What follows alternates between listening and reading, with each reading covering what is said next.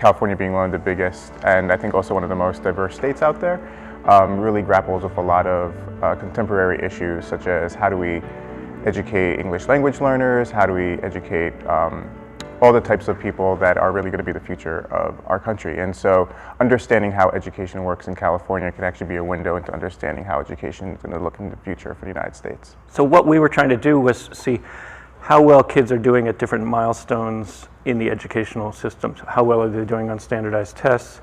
At what rates are they graduating? Are they being suspended at high rates? And then we wanted to compare that across California, but also between California and the rest of the country. On average, students in California score lower on standardized tests than in many states, but that's only true in the low-income and middle-income districts in California. The more affluent places in California, students score very well and at the same level as similar students around the country.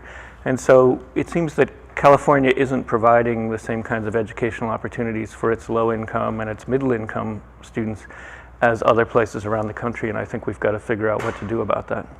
We also actually find that they look worse in terms of school readiness in those districts as well, and so that suggests that the problem isn't just in the California public K-12 system, but that we need to do a better job preparing kids before they get to school, particularly low-income and middle-income kids. The weakest data we have is actually on graduation for two reasons. One, California has not been the best at reporting graduation rates to the federal government in a way that they can validate it well. And also throughout the states, how you define graduation rates differs. Overall, California is graduating their students less than the nation.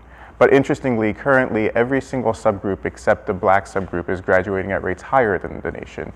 And so that's really an area where the majority-minority demographic of California, the fact that minority kids that we think of as minority are actually the majority of California, are bringing the average graduation rate down. Graduation rates have been trending upwards for California and the nation, and suspension rates have been trending downwards. And so that's good news that California should build on. But we're not where we need to be, and so they kind of need to build on that momentum. And so for one thing, California recently has instituted a bunch of laws that that prevent willful defiance from being a suspendable offense, and that potentially contributed a lot to the decrease. And so kind of thinking of policies that can help with that would be great.